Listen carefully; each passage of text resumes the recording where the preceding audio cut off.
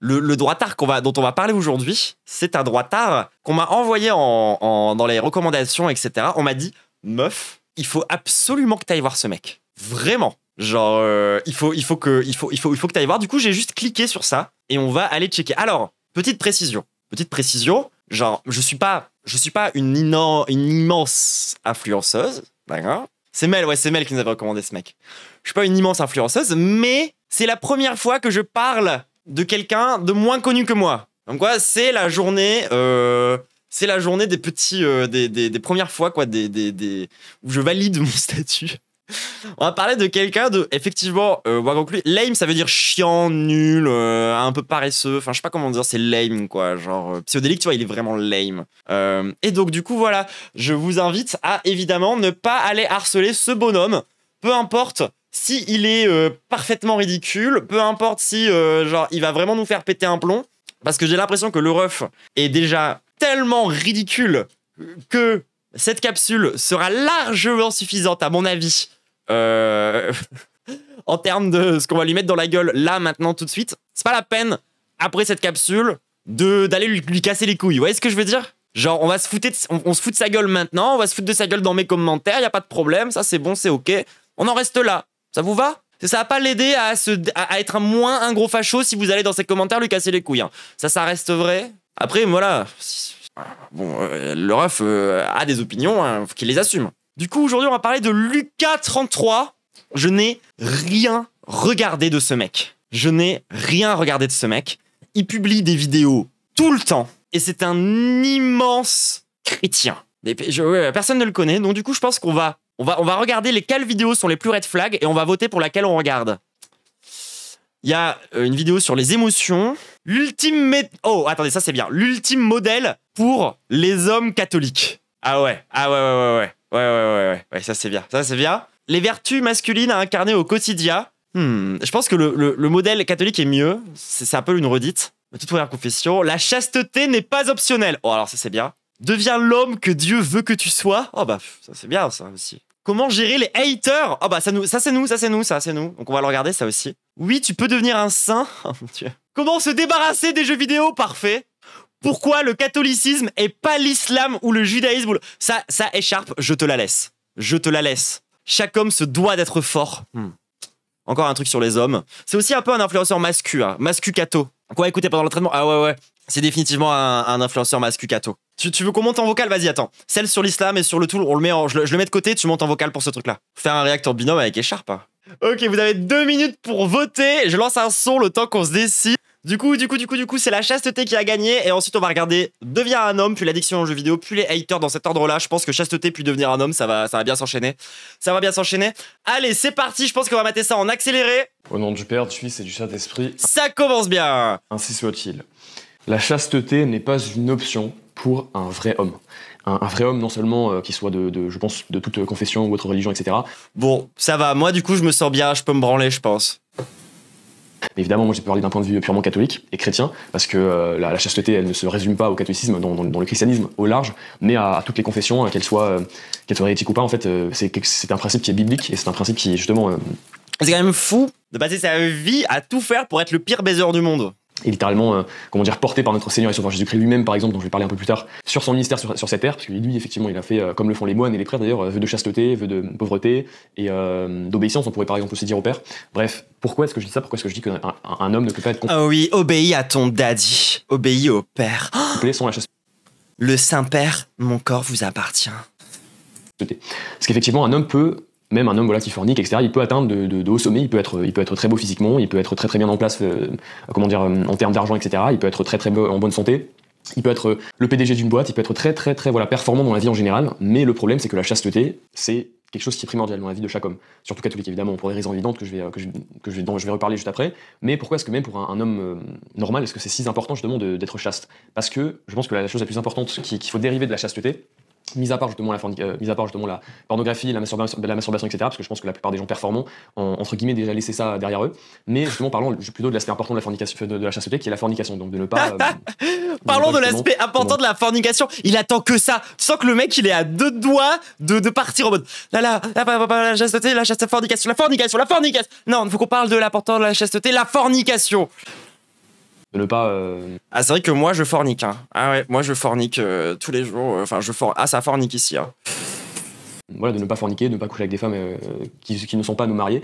Pourquoi est-ce que c'est si important, même pour des hommes qui ne sont pas catholiques? Allez, explique-moi. Après, sur le fait que. Explique-moi en quoi j'ai détruit mon âme. Les hommes catholiques, c'est plus qu'évident que c'est justement, il faut être chaste. Mais bref, pourquoi est-ce que la chasteté, même pour les hommes qui ne sont pas catholiques, pas croyants, qui, entre guillemets, n'adhèrent pas à Dieu? Et du coup, vu que c'est un mec qui tient énormément à la chasteté, vous pensez qu'il a mis une cage de chasteté? Ah, mal finir cette histoire. Ne croit pas en Dieu. Pourquoi est-ce que c'est si important quand même? Parce que le bon fonctionnement, évidemment que ça vient de Dieu, mais on peut aussi le relater de manière tout à fait, naturelle. Tu sais, il met sa cage de chasteté, puis ensuite il écoute des psaumes, et le mec est en mode, ça n'a rien à voir avec de l'hypnose, si, ça n'a absolument rien à voir, je suis dans la chasteté, d'accord? Et du coup, la prostate, vis-à-vis de la chasteté, ça marche comment? Vraie question pour les chrétiens. Dieu a voulu que le mariage soit parfait. Parce que Ah bah, raté, hein. Vu le taux de divorce en France, raté. Le mariage, c'est l'institution la plus sacrée, la plus importante de toute notre vie sociale en tant qu'être humain. Pourquoi? Parce que le mariage va faire... La prostate, c'est Satan. C'est pour ça que je l'aime bien. Que deux êtres humains ensemble, un homme et une femme, comme le dit notre Seigneur et Sauveur Jésus-Christ, dans l'Évangile, vont se mettre ensemble pour se multiplier, pour avoir des gens... Et d'ailleurs, je croyais qu'il était tout puissant, Dieu. Pourquoi il y a besoin de gens comme ça pour le défendre? Pour officialiser une relation, en fait. Et pourquoi même pour les athées, même pour d'autres personnes qui ne sont pas forcément chrétiennes, pourquoi c'est nous ça? On ne pas justement coucher à gauche à droite avant le mariage? Parce que normalement, quand on respecte le mariage dans son intégrité, comment il a été planifié pour les hommes, c'est qu'une femme et un homme qui n'ont jamais couché avec d'autres personnes se mettent ensemble, se marient et forment une famille. Et justement aussi, évidemment, il y a aussi l'acte sexuel qui, donc pour la première fois, en fait, ces deux mariés vont engager dans cet acte et vont justement apprendre à se connaître intimement l'un et l'autre. Pourquoi est-ce que c'est si important? Pourquoi est-ce que... C'est pas du tout une façon pour que les mecs puissent que les meufs aient qu'une seule expérience sexuelle avec un homme afin de sûr qu'elles puissent pas connaître mieux ailleurs, bien sûr. Aujourd'hui, il y a plein de problèmes de mariage, de divorce. Évidemment, d'un côté, on pourrait dire que... C'est quoi cette forme de good guy? C'est un nice guy catho. Justement, ces personnes-là muscu ne sont pas croyantes, donc ils n'ont pas d'obligation de rester ensemble, ou ils n'ont pas forcément de motivation ultérieure, où ils se disaient que déjà, c'est quelque chose qui va durer longtemps. Même si je pense que la plupart des athées, même eux, ils ont toujours l'intention, évidemment, de finir le reste de leur jour avec l'autre personne. Même si, voilà, sans Dieu, c'est difficile, évidemment, parce que quand on met pas Jésus au centre de quelque chose, ça n'a pas grande chance justement de réussir. Bref, pour revenir au sujet, justement, le problème qu'il y a aujourd'hui... D'ailleurs, moi, je propose de remplacer jusqu'à ce que la mort nous sépare par jusqu'à ce que l'Occident s'effondre. Ça vous va? Nous accueillons ici ces deux âmes unies jusqu'à l'effondrement inéluctable de l'Occident. Aujourd'hui, dans beaucoup de mariages, c'est qu'une personne, il y a par exemple la femme ou l'homme, les deux au même niveau, ont déjà couché avec plein de gens, donc entre guillemets, sont des professionnels dans cet aspect-là. Alors que l'autre partenaire... Ah ouais, des professionnels, on en vit d'ailleurs. Par exemple, est beaucoup plus innocent, n'a jamais couché avec qui que ce soit et le découvre pour la première fois. Et justement, pourquoi est-ce que plein de couples aujourd'hui sont, ne sont plus satisfaits du couple, du mariage? C'est parce qu'il y a un décalage. Ou parce qu'il y a une personne qui le... C'est parce qu'ils ont trop kiffé en fait et ils veulent pas s'arrêter. Qui voit la chose comme un peu plus banale et l'autre qui la voit comme plus importante dans la relation. Ce qui, dans le mariage, ne va jamais se passer comme ça si les deux personnes se préparent juste... Après, c'est vrai qu'en termes de savoir-faire... se prépare de manière équilibrée et normale pour le mariage, dans le sens où justement tu n'as jamais couché avec une autre personne, tu vas découvrir ce plaisir, parce qu'évidemment il faut pas le nier, aujourd'hui on a l'impression que les catholiques ils sont là en train de dire que le mariage c'est quelque chose de haram, pour justement prendre des termes que tout le monde connaît, que c'est un péché, que justement c'est un sujet tabou. Ouais, le tiers de grand remplacement dans sa tête, il est vénère. Hein. Non, pas du tout. C'est un sujet tabou entre guillemets pour ce qui est des enfants, parce qu'on n'est pas censé justement forniquer avant le mariage. Mais dès que deux personnes sont mariées, ils font ce qu'ils veulent dans leur lit, quoi. Tout simplement. Mais t'as pas juste envie de passer au level d'après du coup et devenir musulman tant qu'à faire? Ils ont attendu. Maintenant, c'est le tour de justement non seulement faire des enfants. C'est pas comme ça que ça marche? C'est pas genre des mises à jour? Ce qui est un peu la fonction première du sexe, parce que dans la Bible aussi, les Adam et Ève, enfin même pas Adam et Ève, je pense que ça... Je me rappelle pas chronologiquement est-ce que c'était avant Adam et Ève ou après, dans la Genèse où Dieu dit multipliez-vous. Donc voilà, on sait que le sens premier c'est évidemment d'avoir des enfants, mais derrière il y a aussi l'aspect justement le plaisir. Parce que... Alors que moi tu vois, je suis plus pour le plaisir et pas la multiplication. Je suis vraiment pas compatible avec cette religion. Hein. Enfin le plaisir dans le sens voilà, ça fait plaisir, et aussi le côté vraiment intime. Donc, Parce que ça vous voyez que c'est vraiment une vision purement patriarcale quoi. C'est-à-dire que genre vraiment littéralement c'est inscrit genre dans les valeurs de ce mec que les femmes sont là pour être enceintes. C'est-à-dire que vraiment il réfléchit comme ça les meufs. Genre il faut se marier avec elle et qu'on se reproduise. C'est un tout en fait, c'est pour avoir des enfants, pour avoir un plaisir qui est exclusif, et je le dis bien parce qu'évidemment quand on fornique c'est plus exclusif, un plaisir, une sensation qui est exclusive pour chaque partenaire. Donc le sexe que moi je vais avoir avec ma femme par exemple, c'est qu'avec ma femme, c'est pas avec autre personne, et évidemment qu'on va pas le filmer, évidemment qu'on va pas commencer à le partager à d'autres personnes. Pourquoi Jésus il a dit qu'il fallait pas faire. Ah merde, ça je savais pas. Hein. Se filmer c'est pas haram. C'est pas haram. Oh là là. C'est quelque chose qui reste intime entre deux personnes et c'est pour ça que c'est un cadeau immense qu'on fait à quelqu'un quand justement on s'est préservé pour le mariage. Et justement pour revenir Pourquoi est-ce que, ça c'était plutôt pour l'expliquer de manière athéiste, entre guillemets. Ouais, il me semblait aussi que Jésus, il était plus pote avec des putes qu'avec des mecs comme lui, hein. Enfin bon. Si on peut dire ça. Mais plutôt pourquoi maintenant justement du côté catholique, pourquoi est-ce que c'est un péché, pourquoi est-ce que c'est important. Alors évidemment il y a toutes les raisons que j'ai citées juste auparavant, mais aussi le côté que justement c'est un péché mortel, c'est un péché grave. Encore une fois petit rappel parce que beaucoup de gens malheureusement... Je rappelle, hein, que moi Jésus, genre je suis pas chrétienne, mais Jésus ça reste objectivement un de mes femboys préférés de l'histoire. Heureusement, le catéchisme est mal fait dans les paroisses. Qu'est-ce que c'est le péché mortel? C'est un péché qui est fait, c'est un péché grave déjà. Donc un péché grave, je pense que ta conscience peut te le dire. Après, si t'as le doute, tu peux me demander en commentaire, demande à un prêtre. C'est pleine conscience, donc tu es conscient que c'est un péché mortel, et pleine liberté, donc t'es pas contraint à le faire, tout simplement. Donc ça, c'est un péché mortel. Et pourquoi est-ce que la fornication c'est un péché mortel? Pourquoi est-ce qu'elle a Ça veut rien dire, on est d'accord, péché mortel. Genre Dieu, il va jamais te punir de mort. la luxure, donc de quelle dérive la masturbation? Promdog, il me fait de la peine un peu, bah comme tous les mecs matrixés de son âge, oui, bien sûr. C'est un péché mortel parce qu'on abuse de quelque chose qu'on ne devrait pas faire, qui est grave, parce que... Alors qu'abuser des enfants, est-ce que ça c'est un péché mortel, hein? Les catholiques et les chrétiens de France, genre vous qui avez l'air d'être à ce point contre le sexe, pourquoi vous touchez des enfants tout le temps comme ça en permanence? Qu'est-ce qui se passe? Dieu dans la Bible nous dit que justement la fornication c'est un péché, qui nous dit que justement il faut attendre le mariage pour se mettre, voilà, se marier et après avoir des enfants, donc d'avoir du sexe aussi, et parce que la masturbation c'est en fait, comment dire, d'un point de vue purement rationnel, qu'est-ce que c'est avoir sexe, c'est pour ça qu'il y a des gens, enfin malheureusement c'est marrant, c'est pour ça que des gens, on se moquant de ceux qui ont vrai, moi je vais pas me moquer parce que c'est un vrai problème que moi aussi j'ai eu dans le passé, mais Dieu merci j'ai pu le... Merci pour le sub. Surmonter. Bref, c'est pour ça qu'aujourd'hui des gens disent que la masturbation c'est homosexuel, parce que, en fait,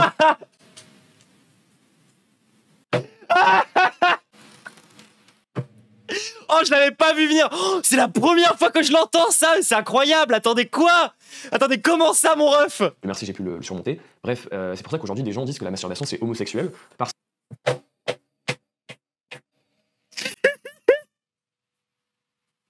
Non mais c'est vrai ça. C'est vrai ça. Non mais oui. Tous les droitards là, tous les droitards qui se branlent, vous êtes des homosexuels en puissance, bien sûr. Ce que, en fait, t'as des relations sexuelles avec toi-même. Donc c'est... Ah bah ouais, il m'a convaincu, hein. Ça y est. Pour moi, mais c'est full gay, hein. C'est réglé. C'est même pas avec une femme, c'est même pas... Évidemment, la plupart des gens le font en regardant un porno ou quoi. Oh bah, si tu te branles et que t'es une femme, ça marche du coup, ça reste gay. Mais... Et pour les genders fluides, comment ça marche? Est-ce que tu peux, du coup, en te masturbant en étant gender fluide, avoir un rapport hétérosexuel? Alors la chose de manière neutre, c'est littéralement avoir sexe avec soi-même, donc c'est assez bizarre. Bref.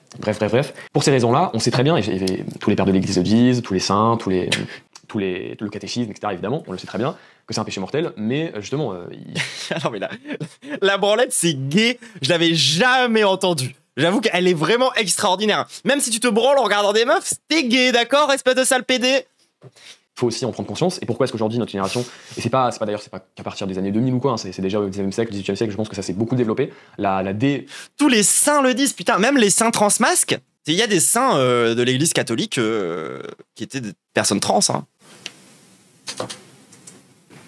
Pas la dépénalisation, parce que c'était pas une... Enfin, c'est une loi, je veux dire, mais c'était pas vraiment... C'est pas ça ce que je veux dire, c'est le fait qu'on a oublié que c'est un péché mortel, donc on a oublié que justement c'est une raison pour respecter un péché, entre guillemets, pour ne pas le commettre. Souvent, quand on sait pas pourquoi c'est un péché, on n'a pas tendance à justement le respecter. Alors que le péché mortel de la fornication et de la masturbation, c'est un péché qui est grave, et aussi pour... Ah bah oui, on en meurt, hein, c'est dans le nom. Pour des raisons logiques, parce que quand on est addict, quand on devient addict à la masturbation, on est esclave spirituel du démon, enfin du diable. Ah ouais, oh waouh, oh putain. Si c'était pas interdit, je serais en train de sortir un de mes gods pour dire Satan. Attendez, je vais faire ça avec une bouteille de magie. Ça, vous aurez le visuel. Satan, c'est toi? Satan! Il faut que je m'en débarrasse.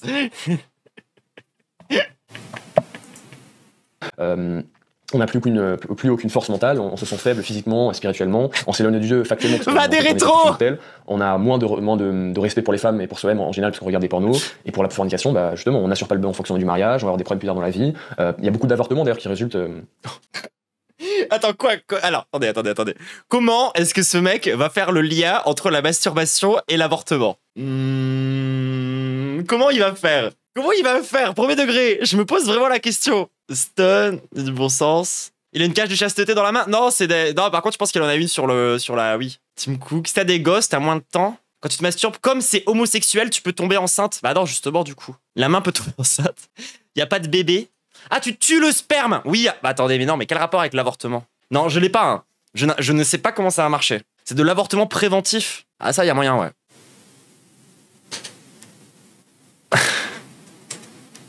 qui risque de la fornication, évidemment, pour des raisons évidentes. Il y a beaucoup de... Ah bah oui, c'est évident. C'est évident, tout le monde là, j'imagine, dans le chat. Comment dire, de femmes ou d'hommes qui sont abusés entre guillemets dans des relations, qui sont purement sexuelles et pas vraiment pour l'amour réel. Donc il y a plein de problèmes qui découlent de ces deux péchés-là, et c'est pour ça qu'il faut les respecter en tant que catholique. Et pourquoi est-ce que je disais en commencement, en début de vidéo, que justement on n'est pas complet en tant qu'homme, qu'on ne respecte pas la chasteté, parce que littéralement, je peux nommer plein d'autres arguments, mais le premier argument, c'est que notre Seigneur et Sauveur Jésus-Christ, littéralement, a été la première personne à respecter la chasteté. Et le Seigneur et Sauveur Jésus-Christ, notre Seigneur et Sauveur Jésus-Christ était... Oui, t'inquiète pas. Il était en pleine chasteté, dans la chaleur des bras de Judas, en train d'essayer d'être avec leur bromance infinie, où ils dormaient dans la même tente. Ils ont pu laisser s'exprimer leur corps en tant qu'amis, de façon parfaitement platonique, de toute évidence, avant qu'ils roulent une immense galoche à Judas devant tout le monde. Le Dieu sur terre. Donc, pas très chaste avec Marie-Madeleine. Ah bah... Jésus, femboy, bisexuel, avec, oui bien sûr, un trouble de toute évidence. On peut que prendre exemple sur lui. Alors évidemment, lui n'a pas eu de femme, mais il n'a pas empêché Non, il a eu un... T'inquiète. D'autres hommes d'avoir des femmes, parce qu'évidemment tous les apôtres étaient mariés, parce que lui-même... Ça, il était totalement chaste et pas du tout gay en secret, non. Pour affirmer dans l'évangile que le mariage c'est entre une femme et un homme, et voilà. Et voilà, il y a plein d'autres arguments aussi qu'on pourrait faire, mais justement, ça c'est pour moi l'argument principal, c'est que Jésus a toujours parlé d'un mariage qui fonctionne bien, justement, lui-même qui s'est jamais marié, mais que le mariage c'est important, et que justement, Saint Paul en parle aussi dans les... En plus, le mariage dans la Bible, ça se voit que c'est quelque chose de complètement sacré, quoi. Genre, par exemple, lorsqu'il y a des bandits qui arrivent chez toi, et que du coup, pour éviter qu'ils foutent trop le bordel, tu leur donnes ta femme, quoi, pour qu'ils jouent avec toute la nuit. Et puis après, voilà. Une fois que tous les gens qui sont chez toi ont bien respecté ta femme, ils vont te laisser tranquille, t'inquiète. Dans les épîtres, que justement, un mari doit aimer son épouse comme justement le Christ aime comme le Christ aime l'Église, qui est son épouse en fait. Le Christ n'a pas d'épouse charnelle, n'a pas d'épouse humaine, mais... Parce que c'est des gens, ils ont une lecture...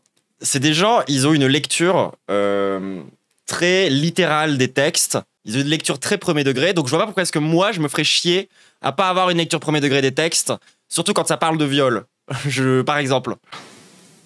L'Église du Christ, le corps mystique de tous les saints et de toutes les âmes qui font partie de l'Église, en fait, c'est ça l'épouse du Christ. Donc même Dieu a un mariage, entre guillemets. Donc voilà, c'est pour ça que pour être un homme complet, il faut lâcher ce péché mortel. Pour tous ceux qui me regardent dans cette vidéo, qui ont l'impression que c'est juste quelqu'un qui se prend pour un saint, qui dit que voilà, il est parfait, que toi qui pêches n'est pas parfait. Pas du tout, moi je suis le pire des pécheurs, mais il faut être clair sur ces sujets-là. Surtout... Le pire des pécheurs? Comment ça, le pire? C'est un sujet qui est générationnellement entre guillemets important pour justement refaire un vrai pays avec de vraies personnes, avec de vraies familles authentiques. Il faut aussi avoir des jeunes qui se préservent, des jeunes qui ont l'intention de mener un bon mariage. Bref, c'est pour ça que je mets une importance particulière sur ce sujet-là. Et effectivement, ça nous appelle aussi d'être comme Jésus. Donc voilà, c'était tout pour cette vidéo. J'espère qu'elle vous a plu. Si t'as un commentaire... Bon, moi j'ai vu... Ouais, c'était bien. C'était bien. Je suis un pire pécheur que lui. J'ai jamais eu barbe. Bon, c'était intéressant. Ça vous dit on regarde la suite? Ça vous dit? Il a dit ancien addict à la branlette. Ah bah oui, c'est donc une énorme tarlouse, hein, de toute évidence. Il est dans notre camp, hein, star LGBT. En tant qu'ancien addict à la masturbation, je pense qu'il est avec nous. Hein. Techniquement parlant, il est dans la team. Hein. Alors, est-ce que ça vous dit on regarde comment est-ce que Dieu veut qu'on soit des hommes? Dis-moi Dieu, comment est un vrai homme? Je suis perdu, je suis une brebis égarée. Gloire au Père, au Fils et au Saint-Esprit, ainsi soit-il. Les amis, aujourd'hui, je vais parler de quelque chose qui... sont de gauche, un peu. C'est une idée de vidéo qui m'est venue, en fait, en regardant... c'était un ami qui m'a envoyé un réel. Et à ce moment-là, je me suis dit, pourquoi pas faire une vidéo là-dessus, parce que c'est quelque chose qui est quand même assez important. Donc, en fait, le sujet de la vidéo d'aujourd'hui, c'est surtout devenir maître par Dieu. Et ce que ça englobe en soi. Donc, le fait, évidemment, de devenir complet, de devenir parfait, de devenir un saint. Donc, il y a plein de choses comme ça que, en fait, être ça. Est-ce qu'on va le devenir? On le sait pas. Et de toute façon, devenir un Ubermensch! Ça dépend aussi de nous, parce que si nous on met pas l'effort en place, si nous on travaille pas, on va pas pouvoir devenir un saint. Pourquoi? Parce que devenir un saint, évidemment, ça relève de la grâce de Dieu. Donc c'est pas une action qu'on fait par nous-mêmes, dans le sens où parce qu'on a travaillé dur, c'est Dieu qui nous offre entre guillemets le salut, ou que on va devenir un saint parce que c'est par nous-mêmes qu'on a travaillé si durement, mais c'est parce que par la grâce de Dieu, et si on coopère avec cette grâce, on peut atteindre la sainteté. Mais bref, pour revenir à ce que je disais, donc devenir un homme complet, devenir l'homme que Dieu nous appelle à... Alors moi, personnellement, quand je touche la grâce, c'est surtout pour prendre un point de sauvegarde. À devenir. Et quel est ce fameux rêve, entre guillemets, qui m'a fait penser à faire une vidéo là-dessus? C'est un rêve en fait qui parle de tous les aspects différents de la vie d'un homme, et à quel point on peut être compétent dans ce qu'on fait, vraiment dépasser toutes les limites. Et donc ce rêve, par exemple, c'était en fait une sorte de slideshow, donc c'est une sorte de post Instagram où tu peux swiper à droite pour voir. Ah, donc c'est pas un Reels. Je pense que c'était 4 ou 5, finalement 4 ou 5 pages. Donc la première, par exemple, c'était une photo d'un incroyable. Ça s'appelle un post Insta, du coup. La deuxième, c'était le mental, donc la discipline de par exemple quelqu'un comme voilà, les soldats qui. Le Sincel.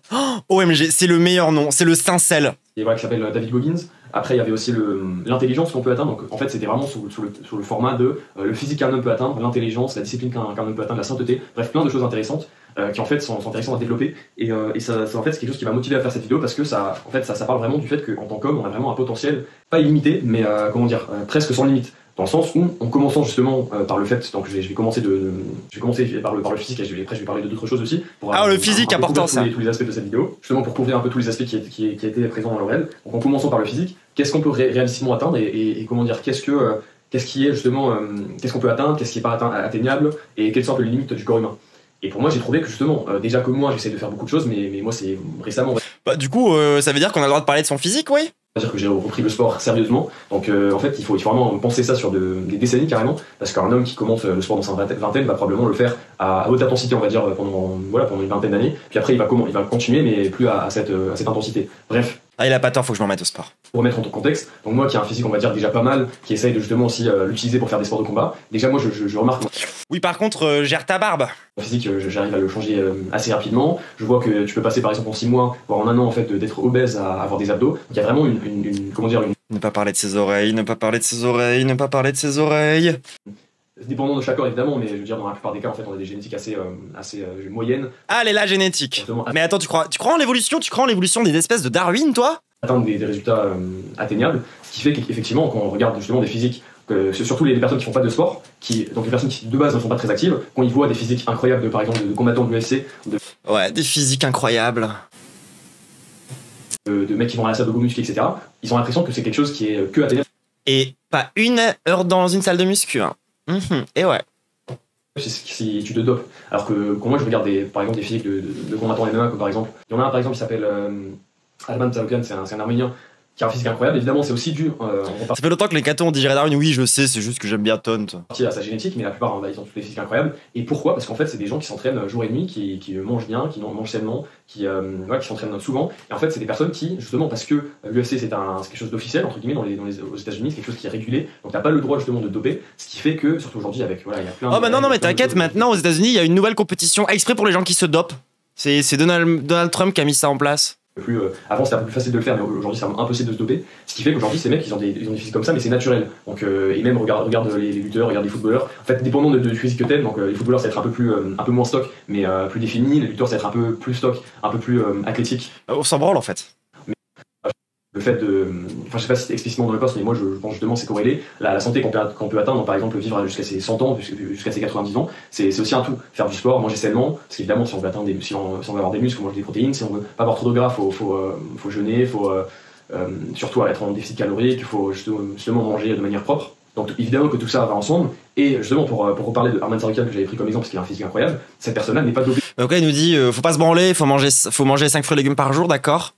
Contrairement à ce que beaucoup de gens pensent, c'est pas une personne dopée. Pourquoi? Parce que c'est un mec qui s'entraîne quasiment. Jusque là c'est à peu près ce qu'on me disait en primaire, oui effectivement. Tous les jours, c'est un mec qui regarde ce qu'il mange quasiment tous les jours, c'est un mec qui fait du sport, des fois je sais pas. S'en branle. Si pendant 3 ans, tu manges. Attends, Dieu il nous a juste dit fais du sport, t'es caté, va en EPS, c'est tout. Ce que tu dois manger, tu fais le sport que tu dois faire et tu as de bonnes habitudes, donc tu ne manges pas, tu ne grignotes pas, etc. Tu peux atteindre. Et c'est facile en vrai. Physique naturellement. Deuxièmement, la foi. Donc ça aussi c'est pas explicitement sur le poste, mais justement le fait d'atteindre la sainteté, de devenir quelqu'un qui a une bonne relation avec Dieu, etc. Mais c'est ça, le mec il passe son temps à mater des mecs hyper musclés, tu vois. Et il est en mode genre il faut que je reste chaste. Je dois me retenir de ne pas être gay avec moi-même. C'est aussi quelque chose qui est faisable pour la plupart des gens. Par exemple, nous en tant que modeste laïcs, souvent on a l'impression que les seins c'est quelque chose qui est la sainteté en général, mais les seins oh, ils sont tellement beaux tous ces seins. Je dois m'en inspirer. On regarde l'histoire des seins et tout, on a l'impression que c'est des choses incroyables. Dites-moi quoi faire, le sein daddy. Évidemment que c'est incroyable, mais je veux dire, des choses que nous on pourra jamais, des choses que nous en tant que simple laïc on pourra jamais accomplir, des choses que nous, par exemple que ça soit le martyr, on a l'impression que nous on pourra jamais avoir ce courage de mourir en martyr ou quoi. En fait c'est pas une question, c'est pas des gens qui sont, comment dire, les saints c'est des humains comme nous. C'était pas des gens justement qui étaient comment dire, que Dieu a mieux aimé que nous, mais c'est juste des gens qui ont plus travaillé pour leur salut, entre guillemets, qui ont coopéré avec la grâce de Dieu, et justement c'est pour cette raison-là que Dieu leur a accordé. En fait, tu passes un petit contrat avec Dieu comme ça, histoire qu'il y ait un petit, c'est win-win. Par exemple des fins comme ça, ou qu'il leur a accordé des maladies, des choses comme ça en général, justement on leur en fait surmonter des épreuves pour derrière avoir cette, pas le mérite, mais pour derrière avoir cette vie de travail entre guillemets, où chaque jour ils ont essayé de se sanctifier davantage, d'adorer Dieu davantage, et c'est quelque chose que nous en tant que sainteté, c'est vraiment à cause de ce genre de mec que moi je me suis intéressé à la spiritualité seulement cette année. on devrait aussi prendre exemple sur ça, et commencer à s'orienter effectivement à la sainteté, parce qu'on est tous appelés à la sainteté en tant que catholiques, donc par exemple de plus prier, donc par exemple de pratiquer les sacrements, donc par exemple d'essayer d'être moins sur son téléphone, et je sais pas moi en général sur les Bonne question ça, à votre avis là, un safe word avec Dieu? réseaux sociaux, d'être moins distrait, d'être plus d'aller à la messe plus souvent, de lire les saintes écritures, de faire des choses comme ça, de prier le chapelet pour justement essayer de se orienter vers la sainteté plutôt que la vanité, la mondanité, qui évidemment quand on regarde aujourd'hui le monde, On se fait chier, hein, j'en peux plus. Moi je voulais qu'il lâche des dingueries. Bon, suivant.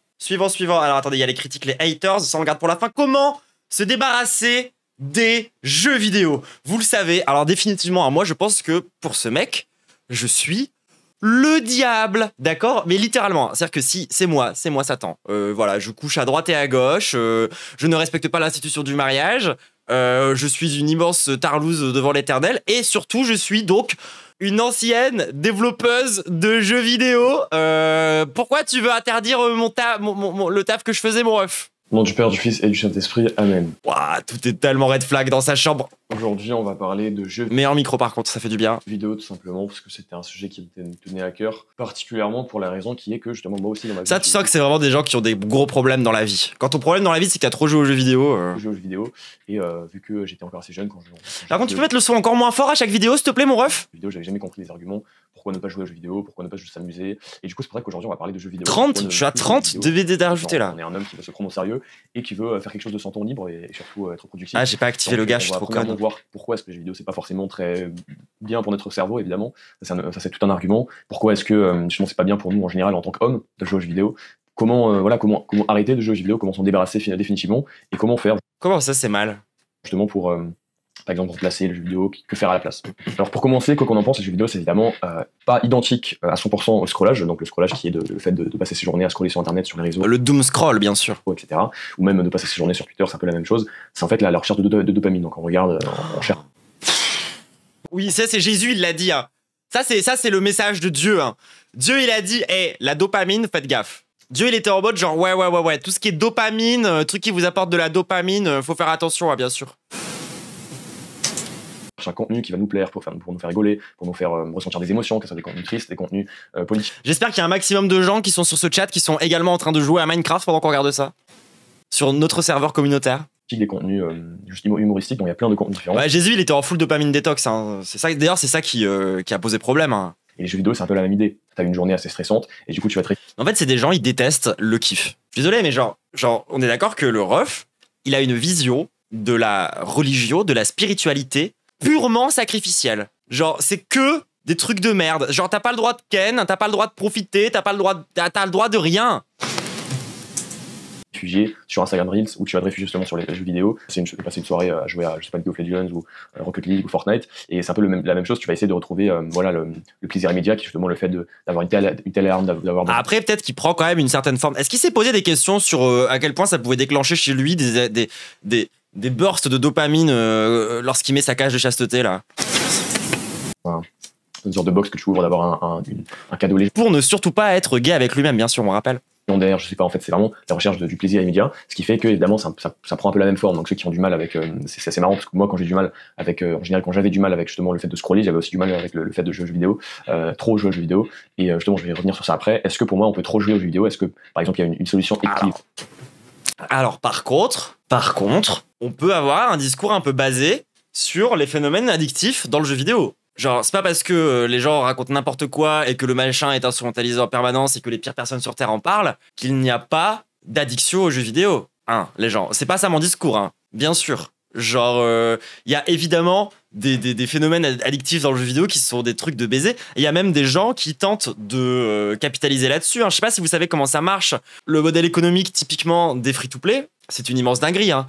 Genre, un free-to-play, c'est-à-dire que le jeu est complètement gratuit pour jouer et 99% des gens vont y jouer gratuitement. Et les développeurs comptent sur le 1% de personnes qui va craquer et qui va passer en mode jeu d'argent et qui va commencer à payer un maximum le jeu, et ça s'appelle des baleines.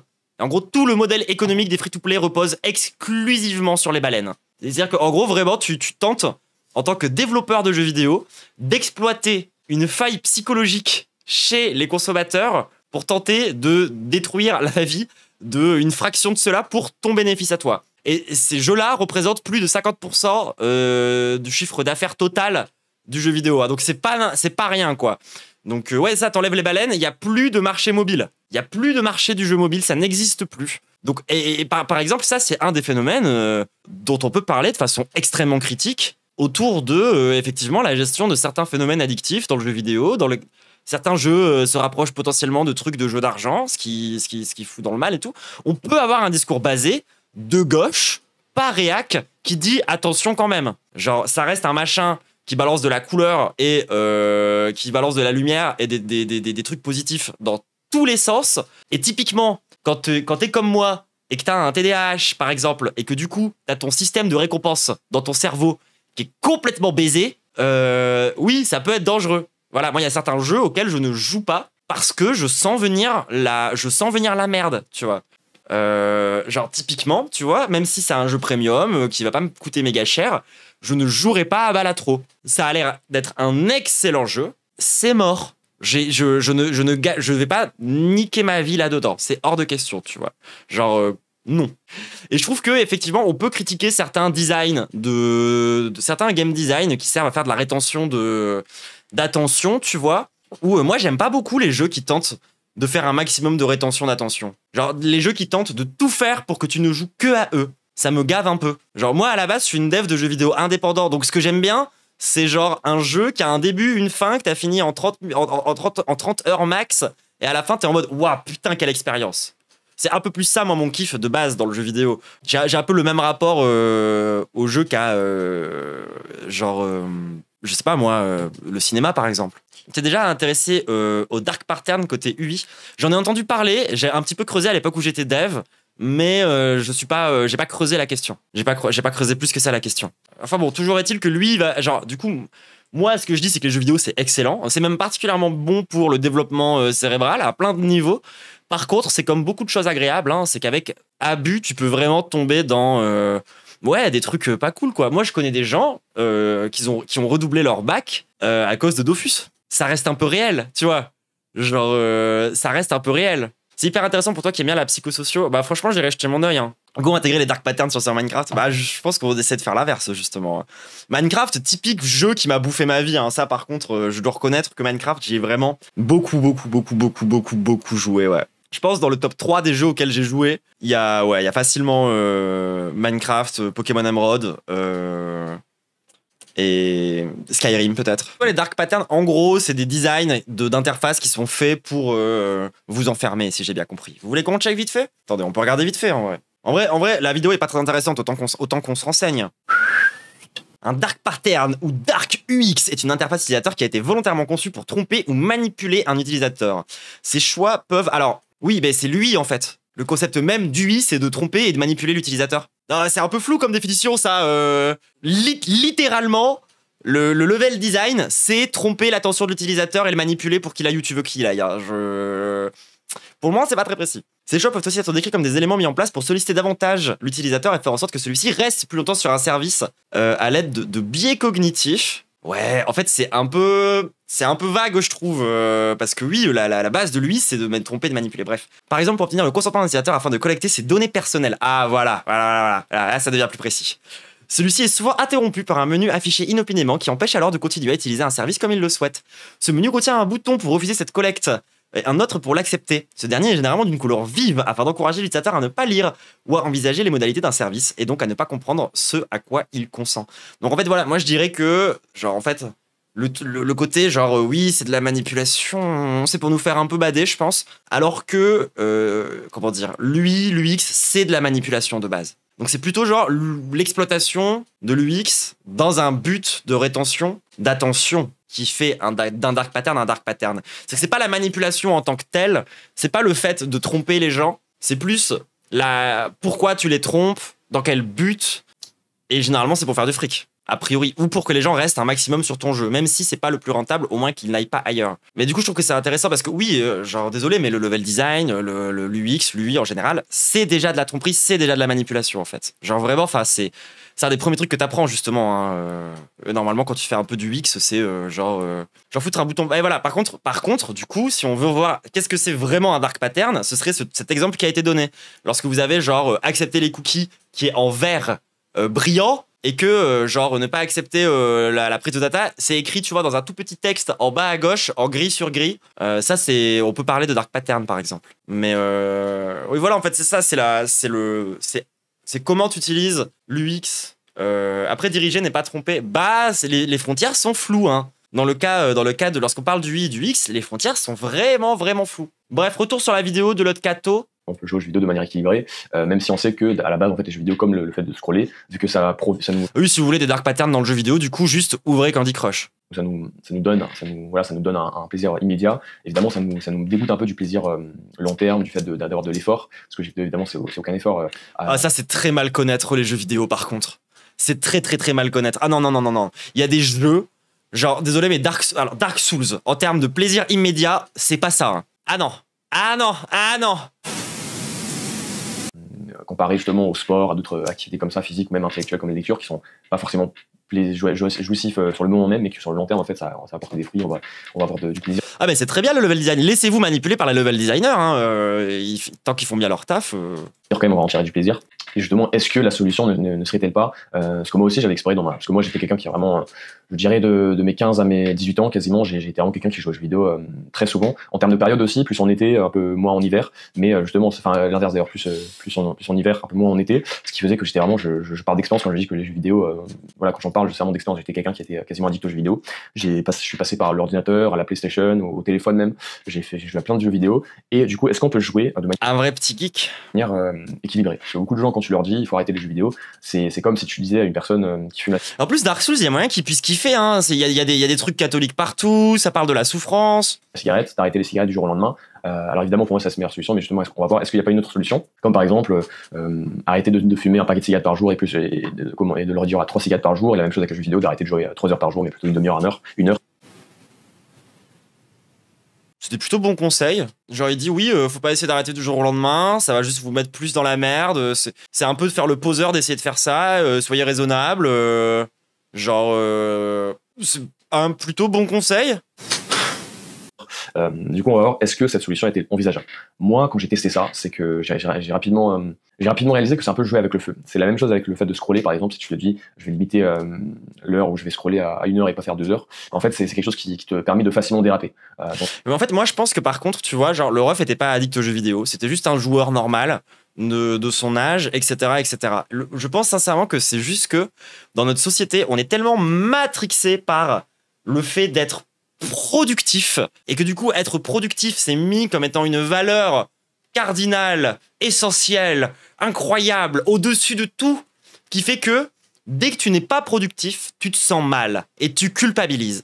Et du coup ce mec-là, genre, a pris cette culpabilisation, a mis un vernis chrétien par-dessus pour justifier son truc, tu vois. Mais ça se voit que c'est avant tout cette valeur-là, qui est une valeur plutôt capitaliste, en fait, au final, qui est derrière son discours, plus qu'un vrai discours de valeur chrétienne. Dans le sens où tu vas te permettre de faire ça 1 fois par mois, ou de faire ça 1 fois par semaine, 1 fois par jour. Et évidemment, tu vas ressentir le besoin immédiat de le faire plus, parce que c'est un peu une drogue dans le sens où... Oui, c'est ça, ils ont une aversion à la perte de contrôle, je suis assez d'accord avec ce que tu dis. Quand on prend un tout petit peu, tu veux beaucoup plus. C'est comme l'expression, quand on te donne la main, tu vas prendre le bras, c'est exactement la même analogie, c'est qu'en fait, tu veux toujours avoir plus, surtout parce que c'est des drogues, donc ce qui fait que tu vas pas vraiment avoir cet équilibre. Ah non, moi tu me tends la main, je te lèche le... Non, j'ai pas fini cette phrase. Et c'est quasiment impossible. Je n'ai jamais vu quelqu'un jouer équilibré aux jeux vidéo de manière équilibrée, sauf c'était par exemple des streamers où c'est littéralement leur travail, où en fait tout l'argent qui sont rentrés à la fin du mois, c'est par leur travail qui est le jeu vidéo, donc le streaming. Parle de moi. En fait, les gens en général n'arrivent pas à jouer de manière équilibrée. Donc non, ce n'est pas la solution de jouer de manière équilibrée. Et maintenant, justement, je vais expliquer pourquoi et comment s'en débarrasser. Et pourquoi justement la solution, c'est pas la bonne solution, parce que tout simplement, tu vas jamais t'en débarrasser si tu continues quand même à le faire. C'est un peu la même chose avec, imaginons justement la cigarette. Si tu dis que tu vas juste réduire la consommation, en fait, tu vas éternellement continuer parce que tu vas jamais passer le cap tu vas jamais être assez courageux. Non mais la cigarette, c'est addictif parce qu'il y a une molécule à l'intérieur qui est addictif. Ça n'a rien à voir avec les jeux vidéo. Enfin, c'est pas pareil en fait, mon ref. La nicotine, allô. Passer d'un paquet à 0 cigarettes par jour. Oui, c'est ça, mais exactement. Mais putain, j'avais même pas tilté. Quelqu'un dans le chat vient de me faire la remarque et c'est totalement vrai. Genre, du coup, ce que je disais sur la productivité il vient d'être d'accord avec ça. C'est-à-dire que le ref a dit, si jamais c'est votre métier, de jouer aux jeux vidéo, alors là, c'est ok. Il a les streamers, c'est fine. Parce que c'est productif. C'est vraiment beaucoup plus une vision, genre, capitaliste que chrétienne, genre. Et si t'as pas le courage, tu vas pas non plus passer de 1 à 0. Parce que tu veux toujours. Et après, en fait, tu vas aussi avoir des sortes d'excuses où, ouais, je suis déjà à 1 cigarette par jour, normalement ça devrait aller, c'est pas si grave que ça. Mais en fait, non, le problème, c'est vraiment. Enfin, le problème au début, c'est juste de quitter l'addiction dans son entièreté. Donc de ne pas du tout fumer de cigarettes, que ce soit 1 par jour, ou 3 par jour, ou un paquet par jour. Donc pour les jeux vidéo, c'est la même chose. Il faut vraiment savoir s'en débarrasser totalement. Ce que moi j'ai fait à Bonne question. Du coup, pour lui, acteur porno, c'est ok ou c'est toujours un péché mortel? plusieurs reprises. Premier scénario, c'est justement de la PlayStation que j'avais, donc je suis sur ma PlayStation quasiment tous les après-midi quand je rentrais des cours. Mais en fait, ce qu'il faut faire, c'est la débarrasser de votre chambre. C'est par exemple la confier à vos parents. C'est par exemple la vendre, tout simplement. Parce que moi, par exemple, j'étais vraiment à un moment addict à la PlayStation. En plus, c'était après le bac. Donc ah ouais, non, mais moi, c'est pareil. À chaque fois que je rentrais chez moi, comme ça, je prenais un petit rail de PlayStation. Genre, tu sais, je prenais un petit couteau, je grattais comme ça sur la PlayStation. Je tapotais comme ça dessus, je foutais sur mon téléphone. Ah, un petit rail de PlayStation, c'était une dinguerie. J'avais du temps libre, j'étais chez moi et je faisais que ça toute la journée, vraiment. Ah pareil, j'arrivais pas à m'arrêter. Du matin au soir, je jouais à la PlayStation et je regardais des séries entre la nuit pour justement faire autre chose, mais après ça, je jouais que au jeu. En plus, moi, c'est pas vrai, j'étais une joueuse de 360. Hein. Moi, j'étais cette pigeon qui payait un abonnement pour jouer en ligne. Hein. Et comment est-ce que j'ai fait justement pour m'en débarrasser? Et je pense que si je l'aurais pas fait, je serais aujourd'hui encore probablement addict aux jeux vidéo. C'est simplement de la vendre, parce que dès que tu l'as vendue, tu vas pas la récupérer et tu vas pas faire l'effort d'en acheter une toute nouvelle qui va en plus coûter plus cher. Tout pour ça, en fait, tu vas réaliser que tu as vendu cet objet-là et que justement maintenant t'as ta propre emprise, on va dire, sur ta vie et sur tes addictions qu'avant t'avais pas, parce que tu t'étais addict à cette console. La même chose avec mon ordinateur. Quand j'en avais un plus tard, je vais aujourd'hui en fait vers un MacBook, et le MacBook c'est une sorte d'ordinateur où tu peux pas jouer en fait. C'est encore le son. T'as pas de souris, c'est un petit ordinateur voilà qui sert pas à jouer en fait. C'est pour ça que moi j'ai jamais l'envie de jouer ou quoi. Et ce qui fait justement que quand j'avais mon autre ordinateur, donc un vrai ordinateur de 5 kilos comme ça, voire plus je pense, quand j'avais un clavier, j'avais une souris, bah là en fait même quand je me disais que après c'est pareil, c'est pas le pire conseil en termes d'addiction et d'addictone, tu vois. Genre, c'est vrai que se débarrasser de sa conso perso, c'est un premier pas. J'allais jouer un peu moins, qu'en fait j'allais arrêter. J'arrivais jamais vraiment à arrêter parce que j'étais tellement addict, quoi. Enfin, je vais prendre la Play 5 pour jouer à GTA 6. Putain, par contre, quand GTA 6, impossible que je stream pas ce jeu. Hein. Impossible que je stream pas GTA 6, genre. Et que tu vois l'objet, tu penses directement au jeu vidéo, tu penses directement au plaisir que ça te donne. Et c'est exactement la même chose avec par exemple des desserts, du chocolat. Quand tu vas dans ton tiroir, en fait, tu vas directement associer le plaisir avec ça, et du coup tu voudras directement le prendre. C'est la même chose avec par exemple l'application Instagram, les notifications sur une telle application. Bref, plein de choses différentes. En fait, c'est la même analogie. Genre moi par exemple, genre là où je dis que c'est pas le pire conseil, c'est que moi par exemple, je suis alcoolique. Du coup, on n'a pas d'alcool chez nous. Genre, je me laisse boire quand on va dans des bars ou quand on va chez des copains ou en soirée, etc. Mais du coup, moi, je voyais que ça me faisait du mal. Je m'en suis débarrassé chez moi et depuis, ça va beaucoup mieux. Du coup, c'est pour ça que je dis que en termes de, si tu réfléchis, trucs addiction, etc., c'est pas le pire conseil, quoi. Et c'était vraiment un trick de la Play, que tu passes vraiment l'entièreté de tes journées à faire que ça et que t'es incapable de décrocher et que vraiment c'est physique, tu vois. Bah, c'est pas le pire conseil. Donc si toi t'as un ordinateur aujourd'hui, vends-le. Mais est-ce que lui, il serait pas un peu addict à Dieu? PlayStation aujourd'hui vont là. Et justement, si évidemment si par exemple t'es étudiant, t'as besoin d'un ordinateur, t'as besoin de ces choses-là quand même. Évidemment, on n'a pas besoin de PlayStation, mais mon ordinateur c'est un autre cas. Bah, simplement commence à désinstaller tout ça et envisage évidemment de vendre et de prendre quelque chose qui est plus adapté au travail et moins pour les jeux vidéo. Parce qu'évidemment, un ordinateur c'est quand même le travail, hein, toujours vraiment la productivité. C'est pour des jeux vidéo en soi, un vrai ordinateur quand la plupart des gens l'achètent. Et après il y a aussi l'autre côté. Après moi mon ordi de taf c'est mon ordi de gaming. Hein. Qui est le fait et ça peut tout à fait suffire pour d'autres personnes, c'est juste du jour au lendemain de supprimer tous les comptes que tu as, Après j'étais dev de jeux vidéo et toutes les applications de jeux vidéo que tu as, et ça va aussi faire le taf parce que mais du coup moi j'étais dev de jeux vidéo, est-ce que c'est haram ou pas ça marche ou pas, parce que du coup je fabriquais alors non, en fait il aurait fallu que je développe des jeux pour streamers, là ça aurait été moral. Après quand tu évidemment aussi, quelque chose qui est très important, c'est de supprimer tous les progrès que tu as sur les vidéos, parce que tu auras un peu la flemme de recommencer à zéro, ce qui fait que tu vas pas prendre le parce qu'en fait, tu as déjà appris à ne pas être dans l'effort long terme, donc tu vas pas forcément avoir cette. Mais stop avec ce truc d'effort long terme, par contre. Vraiment, genre, gros, t'as jamais essayé de capturer un shiny de toute ta vie. Genre, penser que les jeux vidéo, c'est strictement du plaisir à court terme, c'est tellement stupide. Sauf évidemment si tu vas recommencer à le cultiver dans d'autres activités, et justement on va parler avec quoi remplacer les jeux vidéo. Évidemment tu vas pas faire cet effort par la prière, tu fais que ça sur 3 heures de prière. de recommencer à zéro, de racheter les jeux, etc. Ce qui fait que justement tu vas t'en débarrasser définitivement. Alors pourquoi? Alors comment remplacer justement le temps qu'on a gagné, parce que c'est quand même si on fait 5 heures, enfin 5 heures peut-être c'est un peu abusé, mais si on fait 1, 2, 3 heures par jour de jeux vidéo, Ouais, le ref a jamais joué à un MMO. c'est déjà des centaines d'heures par an, par mois, ce qui fait que justement, enfin par an, voilà, ce qui fait que justement on a plein de temps libre dès qu'on arrête les jeux vidéo. Et le but évidemment c'est pas de les passer du coup sur le téléphone, sur la. Oui, et pareil, si on parle strictement d'addiction pure, c'est pas le pire conseil non plus, la vérité, c'est vrai, tu vois. Genre, effectivement, par exemple, genre, si t'arrêtes de fumer, bah, parfois, genre, boire plus de flotte ou manger des petits trucs de chocolat noir sur le teco, ça peut t'aider, par exemple, à avoir une espèce de remplacement temporaire pour essayer de sortir de ce genre de truc. C'est, encore une fois, pas le pire conseil, c'est juste que, genre, le ref avait pas l'air d'avoir tant de problèmes d'addiction que ça, en fait. Genre, ça avait l'air d'être vraiment OK. Son addiction, tu vois. J'ai une autre application. En fait, le but évidemment, c'est de remplacer cette activité par des activités plus saines. Par exemple, la musculation, le sport de combat, la lecture, la méditation, le fait d'être social, donc sortir avec des copains, plein d'activités comme ça. Par exemple, le fait de travailler, tout simplement, de faire de l'argent. Il y a plein d'options comme ça, surtout en été, d'aller en vacances, de passer du temps avec tes copains, de sortir, de créer de nouvelles personnes, de faire du sport. C'est très important aussi de remplacer, parce que évidemment, quand tu donnes à un drogué, si tu enlèves la drogue à un drogué, alors évidemment, il va arrêter par force, mais est-ce qu'il va forcément avoir une meilleure vie? Non, parce qu'il a constamment pensé à la drogue qui lui a été enlevée, pas vraiment penser à quelque chose d'autre à faire et se réorienter vers quelque chose d'autre. Et c'est pour ça que justement, si on arrête les jeux vidéo, il faut absolument commencer à faire d'autres activités plus saines. C'est pour ça que justement, moi, je conseille évidemment le sport en première place, le fait de faire attention à sa nutrition, donc de commencer à vivre de manière plus saine en général, et de s'intéresser, d'essayer de trouver. Ouais, le sport aussi, très bonne solution. Par exemple, si vous essayez d'arrêter de fumer, commencer un sport en même temps, c'est une excellente idée. Parce que du coup, au début, vous allez turbo en chier parce que vous avez aucun souffle. Et du coup, vu que vous êtes en train d'essayer d'arrêter de fumer en même temps que vous êtes en train de courir, vous allez vous rendre compte que moins vous fumez, plus vous arrivez à bien courir. Et du coup, ça peut vraiment, genre, contrebalancer le truc, tu vois. Par contre, qu'est-ce qu'il en pense de la dopamine dans la course à pied, dans le sport? Parce que c'est full dopamine, hein, le sport. En l'occurrence, faire du sport, c'est vraiment full dopamine. Du coup, c'est mal. Genre, plein de plaisir immédiat dans le sport, plein de plaisir à court terme dans le sport. Hein. Surtout sa passion. Est-ce que c'est la création de contenu comme pour moi? Est-ce que c'est le fait de devenir écrivain, de devenir artiste, de devenir chanteur, de devenir rappeur? Je ne sais pas.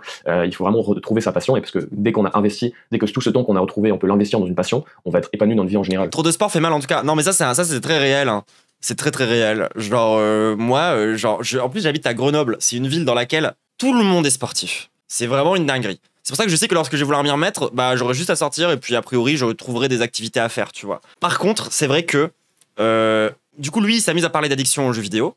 On peut parler de l'addiction au sport. Elle est réelle aussi. Et elle est potentiellement même beaucoup plus dangereuse pour ta santé que l'addiction aux jeux vidéo. Genre, les gens qui poussent trop dans le sport peuvent vraiment développer des immenses problèmes de santé vraiment graves. Ils peuvent aussi développer de vraies addictions vraiment graves dans des cas où genre ils finissent par se doper parce qu'ils sont frustrés ou parce que ce genre de choses. Et pour le coup, c'est une addiction qui est complètement validée socialement. C'est une addiction qui est genre, comment dire, parfois même plébiscitée. Genre quand tu regardes par exemple les gens qui font comment ça s'appelle? Les pires. Comment ils s'appellent? Les gens qui font les courses hyper hardcore là, comment ça s'appelle? Des trails, comment ça s'appelle déjà?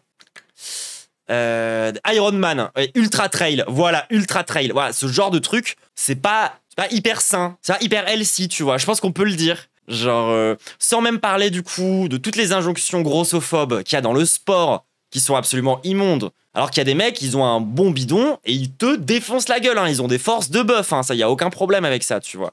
Mais non, il faut vraiment avoir ce corps parfait. Il faut vraiment. Enfin, il y a ce truc. Il y a des injonctions sur le physique dans le sport qui sont vraiment dégueulasses. Et il y a et en l'occurrence, je suis désolé, oui, il y a des vrais trucs d'addiction et vous pouvez vraiment vous blesser.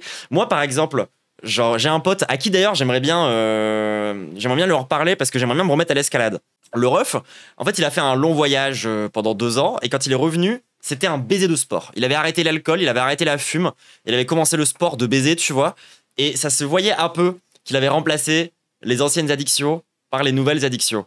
Et il en était à un stade où il faisait tellement d'escalade tout le temps, tous les jours, qu'il a fini par se fissurer un muscle, quoi. Enfin, je sais plus comment on dit, on se déchirait un muscle. Ah, il en a chié, hein. Il en a chié, hein.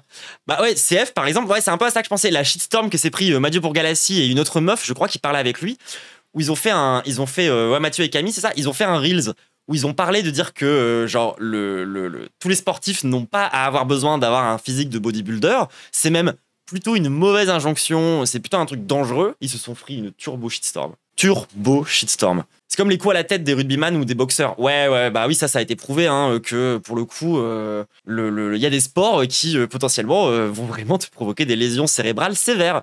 Oui, c'est assez réel, tu vois, si tu te protèges pas correctement. Mais même dans la muscu, genre, je suis désolé, mais moi qui n'en ai quasiment jamais fait de ma vie, mais qui ai traîné avec plein de gens qui en faisaient beaucoup, le nombre d'exercices que si jamais tu les fais mal, tu te muscles n'importe comment et tu peux plus correctement plier tes bras, c'est une immense folie. Genre, il y en a vraiment beaucoup. C'est-à-dire que vous avez vraiment... Enfin, si vous faites pas vos exercices correctement dans la musculation, vous êtes en train de faire du mal à votre corps. Genre, vraiment. Enfin, si c'est juste pour aller au sport et faire genre...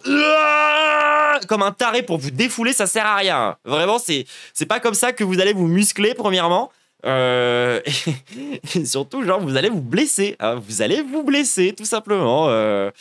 Donc voilà, c'est tout pour cette vidéo. Toi qui si t'as encore du problème, justement, si t'as encore un problème à arrêter les jeux vidéo, n'hésite pas à prendre un appel avec moi. On va en parler justement pour essayer de comment. Attendez, on peut l'avoir en call. Est-ce que je peux, moi, appeler ce mec? Combien ça coûte? Ta situation précise, avec tes circonstances, arrêter les jeux vidéo. Et voilà, c'est tout pour cette vidéo. Que Dieu te bénisse au nom du Père, du Fils et du Saint-Esprit. Amen. Bon, c'est dommage que je vais sortir ma capsule et que du coup, il va savoir qui je suis. Parce que sinon, putain. Ah, j'aurais bien aimé, je pense, essayer de l'avoir au. Oui, alors. J'aimerais arrêter la drogue, les jeux vidéo et la transidentité. Est-ce que tu aurais des conseils par rapport à Dieu? Ça aurait été un tel beau contenu. Mais en vrai, par contre, c'était pas la disaster class à laquelle on aurait pu s'attendre. Alors bon, il a choisi une addiction un peu gaze et il a fait une panique morale un peu bizarre autour de ça. Mais c'était pas les pires conseils d'addicto que j'ai entendus de ma vie. Voilà, je dois bien le reconnaître. C'était loin d'être les pires conseils. Voilà. C'était plus mignon qu'autre chose. Voilà. Bon, bah, je pense qu'il va être grand temps de savoir comment gérer les haters. Ah, ça tombe bien parce que, genre, moi, j'ai pas mal de haters. Plutôt des gens dans le camp de ce mec-là. C'est-à-dire que, bon, moi, quand tu regardes mon Twitter ou quand tu regardes ce que les gens disent en dessous des différents posts de Twitch gauchistes, bon, c'est un peu des cathos tradis qui s'en prennent à moi, effectivement. Du coup, voilà, moi, j'aimerais bien que cet homme me donne des conseils. Cet homme façonné par Dieu, hein, on rappelle, me donne des conseils pour savoir comment, moi, faire face aux haineux. Au nom du Père, du Fils et du Saint-Esprit. Amen. Alors maintenant, depuis 6 mois, activement, 7-6 mois, je crée du contenu quasiment tous les jours et sur YouTube sur Instagram tous les jours avec des réels et des stories, et sur YouTube voilà, c'est 2 à 3 fois par semaine en général, voire 4 voire 5 dans les semaines où je suis le plus actif, où j'ai plus de temps, et surtout quand je suis pas en déplacement quelque part. Petite bite, moi je sors 3 capsules par jour sur YouTube, un best-of par semaine si ce n'est plus par moment, et 1 à 2 TikTok par jour. Chais, etc. Quand je suis vraiment c'est moi la vraie machine de productivité ici. Pourtant je joue aux jeux vidéo. Chez moi, je fais aussi beaucoup de contenu sur YouTube, ce qui fait que, évidemment, je suis toujours ouvert, enfin pas ouvert, mais je serai toujours par la manière dont Internet est fait. Tu dors des fois? Bah c'est pour ça que j'ai décalé les horaires de stream là, parce qu'il faut vraiment que je dorme. Évidemment, soumis à des critiques, soumis à des personnes, entre guillemets, des haters qui vont commencer à commenter des commentaires pour m'insulter ou faire d'autres choses dans ce genre-là. Non, on n'est pas insultant, les gens. Et du coup, à ce moment-là, j'ai réalisé que, effectivement, et je vais en parler un peu plus tard, à mes débuts, parce qu'il faut savoir que ça, c'est pas ma première chaîne. Enfin, la chaîne sur laquelle je tourne cette vidéo sur YouTube, c'est la chaîne que j'ai eue depuis toujours. D'ailleurs, des vidéos qui remontent, je pense, si elle est encore en ligne, je vais checker après, qui remontent de 2 ans, en fait, quand j'ai vraiment commencé pour la première fois de créer du contenu. Ce qui fait qu'effectivement, j'ai un peu d'historique avec la création de contenu, et donc je sais très bien ce que c'est d'avoir des commentaires pas très plaisants, des insultes, etc. Mais justement, pour revenir à ce que je disais, donc je suis très actif, ce qui fait que Bon, bah, essaye d'être une meuf trans sur Internet et on en rediscute. Hein. J'ai beaucoup de commentaires, j'ai beaucoup de vidéos, des fois qui marchent pas mal sur Instagram, donc j'ai beaucoup de commentaires forcément. Et justement aujourd'hui, j'aimerais bien parler de cette chose, comment gérer la critique, parce que évidemment, on n'est tous pas au même niveau, on n'a pas tous le même nombre de followers, on n'a pas tous le même. C'est vrai. Moi, par exemple, je suis déjà au-dessus de toi. Déjà le fait de justement être créateur de contenu, on l'est pas tous évidemment, la plupart des gens qui me regardent ne sont pas créateurs de contenu eux-mêmes, donc toi qui me regardes, je pense qu'il y a une probabilité de 95% que tu n'es pas créateur de contenu, et donc on est toujours soumis d'échelle plus importante dans mon cas, ou dans d'autres cas qui ont encore plus de followers que moi, et à échelle plus basse, dans ton cas à toi, personnel, de gens qui... Surtout qu'on n'a pas vraiment d'immenses raisons de le traiter, tu vois, à part que c'est un vilain homosexuel qui, durant toute son enfance, a abusé de lui-même. Il y aura toujours qui auront toujours quelque chose à dire, Mais c'est pas moi qui l'ai dit, ça c'est lui, donc ça marche. toujours leur mot à rajouter, toujours une critique à faire. Il y aura toujours des gens pour critiquer le travail que tu veux faire, le projet que tu veux mettre en place. Me tutoie pas, mec. Ouais, AEO, va falloir lire la Bible par contre, hein. Si t'aimes pas qu'on te tutoie, ne lis jamais la Bible. La chose dans laquelle tu veux te lancer, et donc il faut savoir gérer ça. Parce qu'évidemment, au début, quand on est dans un monde normal, on a l'impression que tout est parfait, il n'y a jamais rien de négatif, évidemment que c'est dans une vision infantile. Ouais, bah on n'a pas tous la même enfance, hein. Et du coup, quand on commence à faire des choses, des projets, on se rend vite compte qu'en fait, les gens sont pas aussi, on va dire, ne vont pas toujours te supporter dans ce que tu vas faire, dans ce que tu vas entreprendre, ce qui est tout à fait normal. Attends, il a abusé de lui-même, j'ai raté quoi? Oui, en fait, en gros, le mec a expliqué que la masturbation, c'était de l'homosexualité, et que lui, maintenant, il était chaste, donc hétérosexuel. Par contre, quand il était enfant, il était addict aux jeux vidéo et à la masturbation. Donc j'en déduis, de par son propre raisonnement, qu'il a abusé de lui quand il était petit, de façon homosexuelle, de lui-même. Le JV, c'est gay, je sais pas, on peut demander au Raptor par exemple. Genre, est-ce que le jeu vidéo c'est gay? Réponds-nous, Raptor. Il aurait dit, mais attends, non. Est-ce que je. Bah, ça a l'air gay. Non, ça a l'air gay. Ça a l'air gay. C'est les deux plus grands homosexuels de la plateforme qui nous le disent, alors c'est que c'est gay, hein. Mais justement, derrière, il faut savoir gérer ça, gérer si, voilà, les critiques et si des personnes vont commencer à s'éloigner de toi, qu'est-ce que ça veut dire? La parole des concernés, hein. Qu'est-ce que ça représente? Est-ce que justement c'est moi qui a tort? Est-ce que ceux qui ont tort, etc. Et comment surtout gérer cette pression? Parce que quand on l'a jamais vécu et que d'un coup, par exemple, tout d'un coup il y a des gens qui commencent à se moquer de toi et tout, il faut savoir le gérer. Moi par exemple mon témoignage c'est quoi? C'est que j'ai commencé, je pense, c'était en année de terminale à faire du contenu. C'était pas encore orienté vers la foi, donc c'était Attends, c'est vrai que, genre, avec ton discours sur la chasteté, c'est dur de pas se moquer de toi quand même, mon ref. beaucoup plus basé, axé développement personnel simple. Donc voilà, méditation, nourriture saine, sport, etc. Toutes ces choses-là. Mais genre, tu médites? Mais attends, ça c'est pas possible.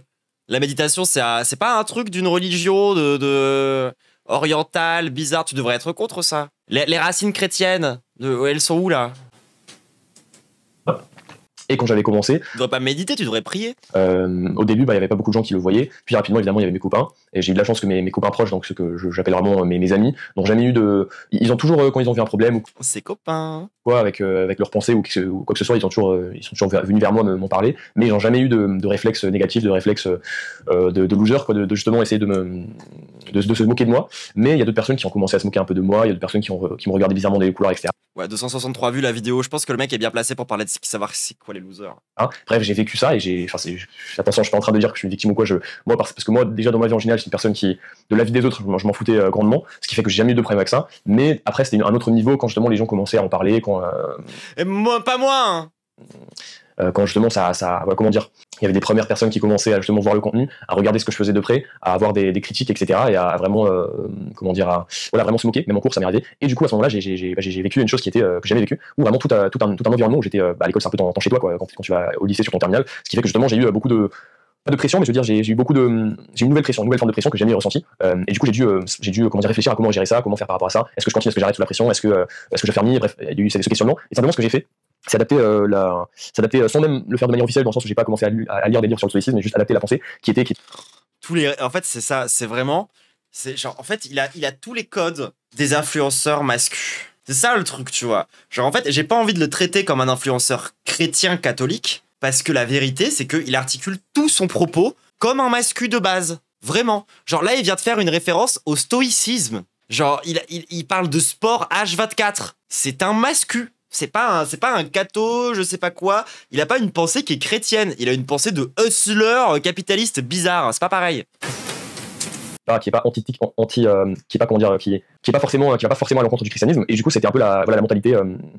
Chaque jour on vit de nouveau. On doit être reconnaissant pour chaque nouvelle journée. On n'est pas mort, qu'on a la vie, que justement on peut faire quelque chose, on peut mettre de l'énergie positive dans le monde, on peut aider les gens à changer, on peut faire toutes ces choses positives. Et si des personnes critiques, c'est des gens qui sont négatifs, c'est des gens qui veulent te nuire, des gens qui veulent se moquer de toi, à ce moment-là tu les ignores et ta vie sera beaucoup plus simple en fait. Pourquoi est-ce que je dis ça? Parce que justement moi quand il y a eu des critiques, des gens qui se moquaient, moi je l'ai pas vraiment pris au sérieux, sauf si c'était évidemment encore une fois une critique constructive de la part des gens que mais c'est aussi, oui, je suis d'accord avec toi, Danababat, c'est là que tu vois que le ref il a juste acheté des PDF de formation bizarres, qu'il s'est perdu sur internet, et qu'il essaye de rattacher ça avec des valeurs un peu nobles, qui viennent probablement de sa famille, ou qui viennent probablement de son héritage, ou de son milieu social, ou de ce genre de choses, tu vois. Mais c'est pas le chrétien qu'il pense être, tu vois, c'est vraiment beaucoup plus un mascu.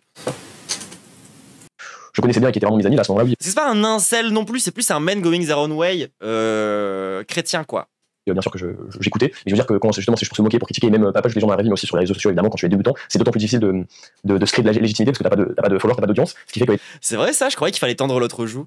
personnes en commentaire vont rapidement s'acharner sur les petits créateurs de contenu, essayer de les rabaisser, essayer de ne jamais les faire passer à un plus haut stade, un plus haut niveau, ce qui est tout à fait un danger, parce que beaucoup de gens évidemment qui ont pas cette mentalité que moi j'ai eu depuis toujours. Moi j'ai toujours été comme ça, que ce soit dans le sport, que ce soit à l'école, que ce soit dans d'autres environnements, j'ai toujours été assez solide de nature, donc je m'en foutais en fait ce que les autres pensaient. Alors évidemment ça a pu avoir, on va dire, c'est... Oh oui, il a l'air solide, hein. Ça c'est un gros bonhomme très solide, hein. Il a pas du tout besoin de dire que c'est pas une victime, parce que ça se voit. C'est des avantages, surtout dans le sport.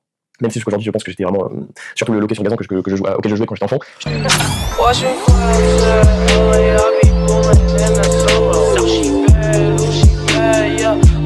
Get your number ever since I can remember I've been popping